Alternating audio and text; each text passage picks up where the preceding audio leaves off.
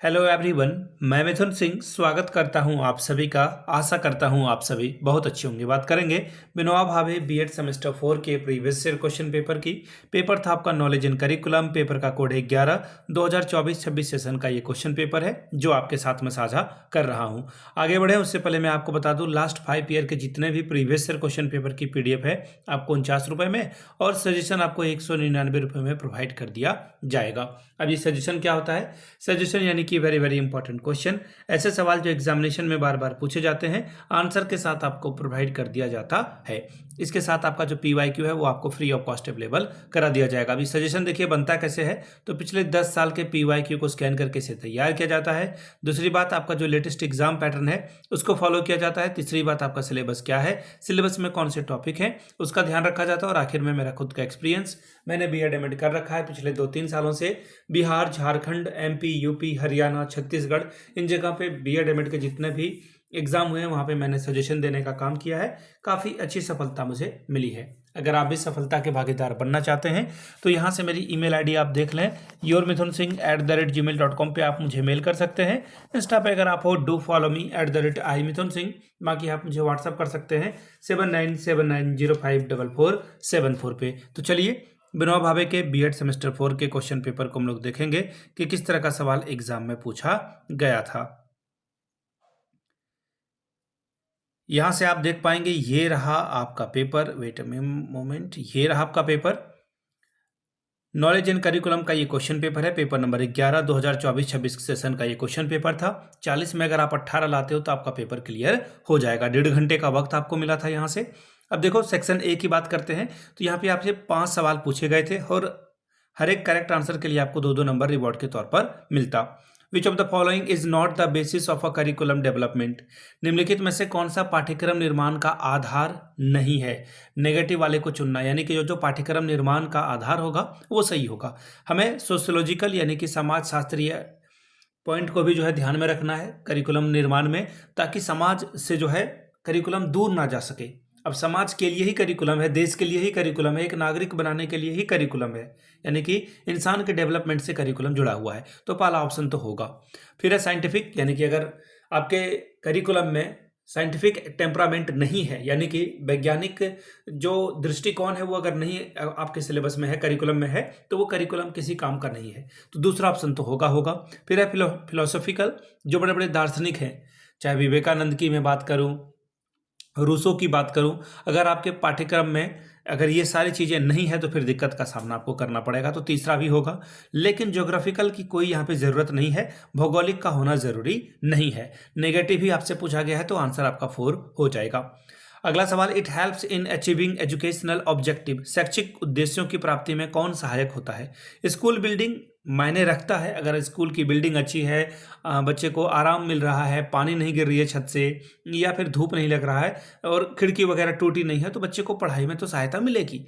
Educational objective indirect तरीके से तो मिलेगा, लेकिन इससे अगर बेहतर ऑप्शन है तो उसे हम लोग चुनेंगे, इसे नहीं चुनेंगे। स्कूल बिल्डिंग बहुत ज़्यादा मायने नहीं रखती है, लेकिन मायने तो रखती ही है।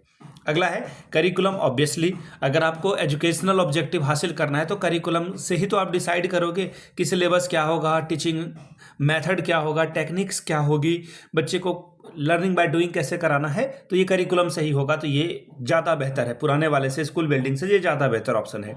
अब देखो मैंने आपको पहले भी बता रखा है कि करिकुलम के अंतर्गत ही आपका सिलेबस आता है। इसी के अंतर्गत आपका जो है टीचिंग मटेरियल आता है, टीएलएम आता है। इसके अलावा टीचिंग मटेरियल के अलावा जो है आपका जो टीचिंग टेक्निक्स है या फिर आप टीचिंग मेथड कह लो, सब इसी के अंतर्गत आता है। तो यहाँ पे देखो टीचिंग एड करिकुलम का ही पार्ट है। इंटरनेट भी जो है टीएलएम में आ जाएगा, करिकुलम का पार्ट है। तो आंसर आपका जो सबसे बेस्ट है वो ऑप्शन नंबर 2 करेक्ट हो जाएगा। आगे देखिए अगला सवाल, the curriculum renewal mainly involves? यानी कि आप पाठ्यक्रम को क्या कर रहे हो, अपडेट कर रहे हो, इसे जो है चेंज कर रहे हो। तो चेंज करने के दौरान आप किन किन बातों का ध्यान रखोगे? बोल रहा जा रहा है पहला ऑप्शन कि इग्नोरिंग फीडबैक। अगर आपको टीचर फीडबैक दे, स्टूडेंट फीडबैक दे, गार्डियन फीडबैक दे, तो आप उसकी अनदेखी करोगे। या कोई कमिटी या फिर कोई बहुत विद्वान व्यक्ति आपको जो है फीडबैक दे तो आप उसे नहीं मानोगे, तो ये तो गलत बात है, पहला ऑप्शन कट गया। अगला है रिवाइज आप करोगे, बिल्कुल सही बात है। इंप्रूव भी करोगे, ऑब्वियसली पाठ्यक्रम में आप संशोधन करते हो और सुधार करते हो, ये वाला ऑप्शन तो ठीक रहेगा। आगे देखिए, आप टीचर को हटा दोगे, गलत बात है। करिकुलम को अगर आपको इवॉल्व करना है, अच्छा करना है, तो आप यहाँ पे टीचर के पॉइंट ऑफ व्यू को रखोगे, ये ऑप्शन कटेगा। स्कूल के आर को घटा दोगे, यानी कि पढ़ाई के घंटे को घटा देने से करिकुलम आपका अच्छा नहीं बन जाएगा। तो आंसर आपका जो है सबसे बेहतर क्या है, ऑप्शन नंबर 2। आगे देखो आप, question number D, the curriculum implementation mainly depends on, पाठ्यक्रम का क्रियान्वयन मुख्यतः किस पर निर्भर करता है, विद्यार्थियों पर, टीचरों पर, पेरेंट पे। अब देखिए, पाठ्यक्रम को पूरा कराने के लिए स्टूडेंट की भी जिम्मेदारी बनती है, टीचर की भी जिम्मेदारी बनती है, पेरेंट की भी जिम्मेदारी बनती है और कम्युनिटी। अगर ये सारे लोग अपना कंट्रीब्यूशन नहीं देंगे तो करिकुलम पूरा नहीं हो पाएगा। समझना मेरी बात को, यहाँ पे सारे लोग के ऊपर जो है पाठ्यक्रम का क्रियान्वयन निर्भर करता है। लेकिन यहाँ पे देखो एक वर्ड लिखा हुआ है मुख्यतः, देखो इस वर्ड ने सारा खेल बदल दिया। मेनली जो वर्ड है इसकी वजह से ये चेंज हो गया। तो ये जो करिकुलम पूरा कराने की जिम्मेदारी है वो शिक्षक के कंधे पर आती है। शिक्षक ही जो आपका टीचिंग लर्निंग मटेरियल है उसका इस्तेमाल करता है, टीचिंग मेथड का इस्तेमाल करता है, भ्रमण कराता है बच्चों को, बस से लेकर के एक ऐतिहासिक टूर कराता है, या फिर जो है जो साइंस से जुड़ी हुई चीज़ें हैं वो दिखाने की कोशिश करता है। तो टीचर जो है सबको एक साथ बढ़ाने की बात करता है। तो ऑप्शन 2 आपका सबसे बेहतर होगा। सवाल number 5, a competency based curriculum mainly focuses on, योग्यता आधारित पाठ्यक्रम मुख्यतः किस पर आधारित है। ध्यान से सुनना, फिर से मुख्यतः वाला वर्ड है। तो ये एक तो मेमोराइजेशन कहीं भी नहीं आता, पहला ऑप्शन आप काट दो। रटने वाले चीज़ों को, एग्जाम को, अच्छे स्कोर को, देखो एग्जाम, स्कोर, रोट लर्निंग, ये सब कुछ क्या है, गलत बात है, ध्यान दीजिएगा। जॉब लगने वाली बात अगर आ जाए, ठीक है, तो ये सब सारी बातें गलत मानी जाती है पेडागोजिकल सेक्शन में। सीखने के दौरान ये सब बातें जो है मायने नहीं रखती है। आप लिख लो या कॉपी कर लो, ठीक है, ये सब सारी बातें क्या है, ये सारे नेगेटिव टर्म हैं, ध्यान दीजिएगा, ये सब कुछ नेगेटिव टर्म है। तो यहाँ पे देखो, टीचर अथॉरिटी, शिक्षक का अधिकार अगर हो जाएगा, पहले जो है शिक्षक के पॉइंट ऑफ व्यू से करिकुलम तैयार होता था, तो ये भी अच्छी बात नहीं है, दूसरा ऑप्शन भी आपका कटेगा। देखिए अगला, मैंने अभी तो आपको बताया कि स्कोर को ध्यान नहीं रखना है, एग्जामिनेशन मार्क्स मायने नहीं रखते हैं। तो आंसर आपका क्या हो जाएगा, ऑप्शन नंबर 3, स्किल और परफॉर्मेंस आउटकम, बच्चा क्या हासिल कर पा रहा है। सपोज कर लो कि आपने करिकुलम में तैयार किया, बच्चे को क्लास 4 तक के बच्चे को बोर्ड मास आ जानी चाहिए, जोड़ घटाव गुना भाग अच्छे से वो कर पाए, अपना नाम लिख सके, अपने माँ पिताजी का नाम लिख सके, या फिर अपनी भावनाओं को वो जो है पन्ने पे लिख सके। तो ये सब छोटी छोटी बातें हैं और उसको अचीव करने के लिए आप जो है करिकुलम का निर्माण करते हो। ऑप्शन 3 आपका सही है।